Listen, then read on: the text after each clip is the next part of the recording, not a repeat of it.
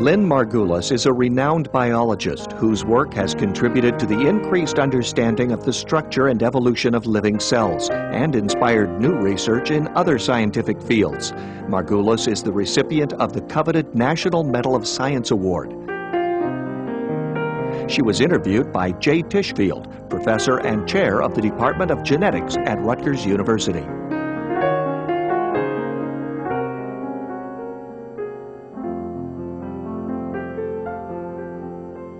Good afternoon. Rutgers welcomes Dr. Lynn Margulis, Distinguished University Professor of Geosciences at the University of Massachusetts Amherst. Good afternoon. Hi. How are you? It's a pleasure to be here. Oh, it's a pleasure. I realize I have a lot of friends here. Oh, I think you have a lot of friends everywhere. You've had a remarkable career. You're having a remarkable career. You've been elected to the National Academy of Sciences.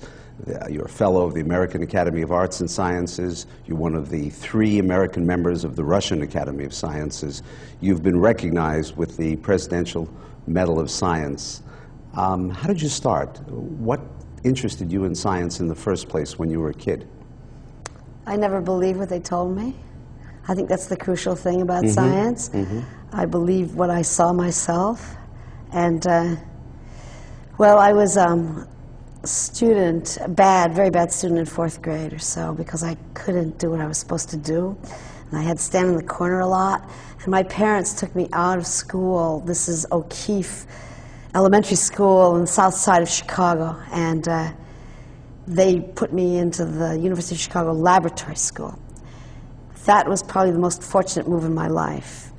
And to make a long story short, I ended up in the college at the University of Chicago Laboratory School after spending 2 years afraid of my life at Hyde Park High School, sort of typical urban. How old were you? Well, I was 14 when I went back to there. But when I was, see, anyway, the big story is that I walked out of the lab school. I didn't like the boys, I didn't like the people, and registered in the neighborhood school.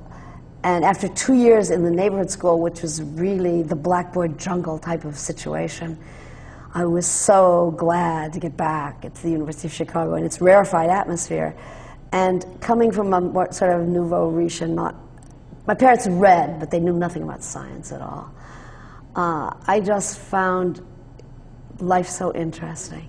And the way that school was run, they can't afford to do it anymore, but the way it was run is that you would meet in September and had classes. None of them were greater than 25 people. Most of them were smaller than that, so there were small classes. And in September, you didn't have to be tested until the next June. So each of these classes had 9-hour tests or 6-hour tests. But this was September, and the tests weren't until June. There were a lot of advisory tests. Classes were not required. That's why I went to them all. I mean, it was just an amazing intellectual atmosphere. They had squelched football, and they had put out this booklet, So You Want an Education. You know, if you want football, if you want to be popular, if you want to be in the sorority, don't come here. But if you want an education, come here. I never even saw it, but I felt it. And I really learned to tell bullshit from propaganda. I mean, it was and from real, authentic experience. And in those days, didn't they insist that you read all the original sources? Yes, yes. I mean, that was really, that was one of the few schools that didn't rely on texts and summaries. You had to read all of the original sources. Everything we read, we read Isaac Newton. We didn't read it in Latin, but we read it in English. But we read the original Newton, and we read Gregor Mendel, and you know about Gregor Mendel, the father of genetics.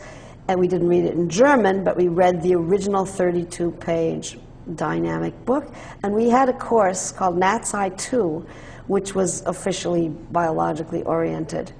NatSci 1 had been chemistry and physics oriented, and biology. I mean, NatSci 2, almost all of it, was with no textbook at all. And the question in that course was, what connects generations? I mean, how does an egg and sperm become an animal, for example? And this was it was written as a question. What is the material basis of heredity? And you know, without having studied probably particularly, that the results of that course and that thinking, because James Watson had taken that course a number of years before. Horace, who discovered DNA because he knew what he was looking for, the material basis of heredity, and Horace Friedland Judson, who wrote The Eighth Day of Creation and the whole history of the molecular biology revolution, had also taken a variation of the course. Both of those people are slightly senior to me, not enough senior, but they are senior to me. And the sense at the time was something really is happening. We're beginning to understand heredity. And I remember Cy Leventhal came and talked, and all the students came to hear about the relationship to phosphorus to heredity, you know, things like that. So it was a very inspiring sort of thing, and I knew no one who knew any science. But, I mean, you have a sharp eye for what you call propaganda. Versus, yeah, well, versus bullshit. Truth. That's what they taught us. Yeah, but that's not unique to science. Did you go into science because science has more of that? No, because science was not a question of your political opinion or your orientation. It seemed to me that science was a way of finding out directly about the world from evidence. And I had never seen that in my life. I had only seen people saying, you do that because he said so, or you do that because he knows more than you do. And you know, I was typical, you know, but I'm sure everybody's subjected to where the arguments are from authority. You read it in the book and it's got to be true because it's in the book. And Chicago wasn't like that at all. And of course, they couldn't sustain that level of indulgence, I would say, to the students. And I found, I mean, I was very young when I went there. I was very glad to get out of the high school, which was a terrifying business. And a lot of my friends played cards and fornicated all day because they just couldn't take that freedom, because they had been going to school to bring home grade reports to their parents, and I was never that way at all. I was delighted. I had been bored.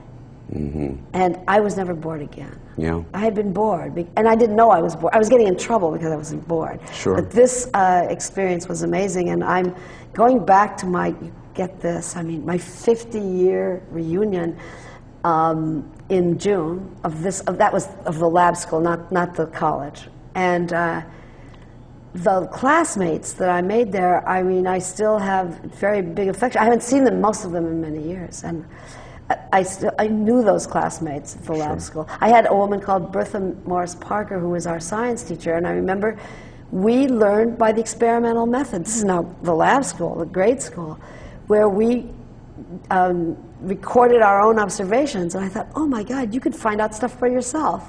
And then, of course, I used to lie in the grass and watch the ants, too. I mean, I was always interested in the natural history. And living on 6920 South Shore Drive, I mean, it's across the street from the Lake Michigan, but that street, Lake Shore Drive, South Shore Drive, is, it's like the streets out here downtown. I mean, it's just trucks and cars, and it's just to get to the bucolic countryside was a goal. And I don't know why it was, but it just felt right to go to into nature, always. So you're... And my sisters aren't like that at all. So, I mean, my parents, my father would be afraid of walking in a forest. Well, you know? So I don't know where I got it from. Isn't that the beauty of genetics? Yeah. No two of us are the same. Yeah, exactly. Yeah, diversity, it's the best engine of diversity ever invented. So you left Chicago, you went and took a master's degree, then a PhD at Berkeley, and then you were ready for your first position. Yeah, well, I think it's fair to say, too, when I was 16, going up the stairs in Eckerd Hall, I met this tall, handsome, extremely talkative young man who thought that he was going to find life in the universe. And everybody in your generation and my generation knows him, but nobody knows him today because it's been so long. But that was Sagan, Carl Sagan, and he was instrumental in the sense that he showed me that people could do science, not just read about it, but actually do it. So I think that he had a big intellectual influence on me, and when I was 16 and he was 20, we were on again, off again, on again, off again. We finally got married when I was 19, actually. So it would be unfair for me to say that I did this all by myself, because we were never in classes together or anything, because he was already a graduate student. And of course, he was in physics. He was in physics. He always wanted to be in astronomy. You couldn't be in astronomy without going to the Yerkes Observatory.